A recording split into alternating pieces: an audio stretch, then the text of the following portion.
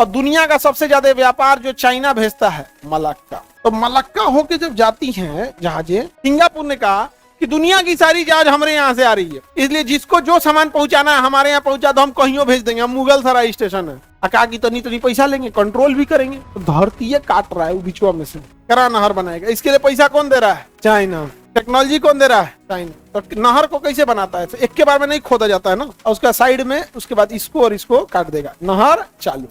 जब चालू हो जाएगा उसके बाद ठीक ठाक करके अब उसमें से जहाज निकालना चालू। एक जहाज पे 1 करोड़, नहीं तो उनने से जाएगा तो 2 करोड़ का तेल फूक देगा और टाइम लगेगा 100 लाख।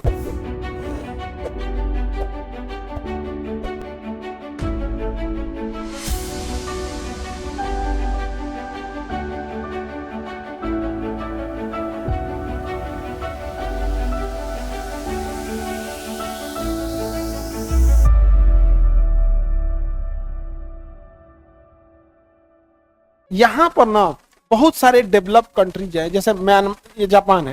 जापान की सारी जहाजें इस मलक्का को होके जाती हैं। समुद्र के बीच का पतला रास्ता क्या कहते हैं? मलक्का। कोरिया से भी कहां जाती है? मलक्का होके। ताइवान से भी मलक्का, फिलीपीन से भी मलक्का, वियतनाम से मलक्का, और दुनिया का सबसे ज्यादा व्यापार जो चाइना भेजता है मलक्का। तो मलक्का होके जब जाती हैं जहाजें, तो यहाँ सिंगापुर है। सिंगापुर बहुत डेवलप हो गया। सिंगापुर ने कहा कि दुनिया की सारी जहाज हमारे यहाँ से आ रही है, इसलिए जिसको जो सामान पहुंचाना है हमारे यहाँ पहुंचा दो, हम कहीं भेज देंगे। हम मुगल सराय स्टेशन है, नहीं समझे? जैसे कोई बड़ा स्टेशन है, वहां सामान रख दिया, वहां हर जगह की ट्रेनें रहेंगी।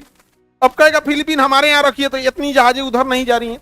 लेकिन जितनी पानी वाली जहाजें सब किधर से जा रही है? मलक्का। तो सिंगापुर का हमारे यहाँ छोड़ दो, हम ट्रांसपोर्ट कर देंगे। धीरे धीरे सिंगापुर हब बन गया। अब जहाजों के कैप्टन कहाँ रुकते हैं? सिंगापुर। हवाई जहाज के भी कैप्टन सिंगापुर। सिंगापुर हब बन गया कि सब कहां भेज दो? सिंगापुर। वहां से आप कहीं भी डाइवर्ट कर सकते हैं। तो सिंगापुर एकदम छोटा सा देश इतना डेवलप हो गया जिसका कोई हद नहीं। लेकिन हई जरतुआ जो है थाईलैंड, कहा कि बाप रे बाप, एक काम करते हैं, हम अपना धरती काट देते हैं, इसे धरती काट देंगे और नहर बनाएंगे धरती काट के, और कहेंगे सब जहाज इधर आओ, शॉर्टकट है, इधर से जाओ। और जहाज सबका भी पैसा बच जाएगा। जहाज का क्या हो जाएगा?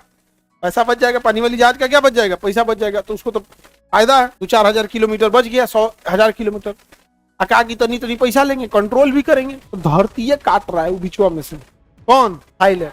जहां से काट रहा है, फुकेट के पास एक जगह लिखा होगा, देखिए, क्रा स्थल संधि लिखा है। क्रा स्थल संधि क्या लिखा है? क्रा स्थल संधि क्या लिखा है? मिल गया। क्रा स्थल संधि को कौन काट रहा है? अब क्या, कौन सा नहर बनाएगा? क्रा नहर। कौन नहर बनाएगा? क्रा नहर। कौन नहर बनाएगा? क्रा नहर। क्रा नहर बनाएगा, समझा गया? क्रा नहर बनाएगा। इसके लिए पैसा कौन दे रहा है? चाइना। टेक्नोलॉजी कौन दे रहा है?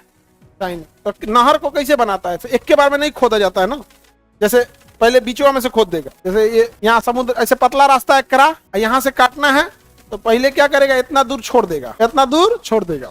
तो शुरू में इसको काट के निकाल दे। बीच वाला काट दिया, बीच वाला जेसीबी लगा खोद खा दिया पूरा प्रॉपर, और उसका साइड में उसके बाद इसको और इसको काट देगा, नहर चालू। जब चालू हो जाएगा उसके बाद ठीक ठाक करके अब उसमें से जहाज निकालना चालू। एक जहाज पे 1 करोड़, एक जहाज पे, नहीं तो उनने से जाएगा तो 2 करोड़ का तेल फूक देगा और टाइम लगेगा 100 लाख। तो कोई जहाज इधर से जाने लगेगी, किधर से? करा से। अब वहां का पर्यावरण वाला उठ गया सब। खोद देंगे तो चूहा कहाँ रहेगा? खोद देंगे तो बकरी किधर जाएगी? बिलार कहाँ रहेगा? वहां पर्यावरण वाला क्या कर रहा है? हल्ला कर रहा है कि हम करा नहर बनने नहीं थे। अभी थाईलैंड इस पे क्या किया है? रोक लगा है।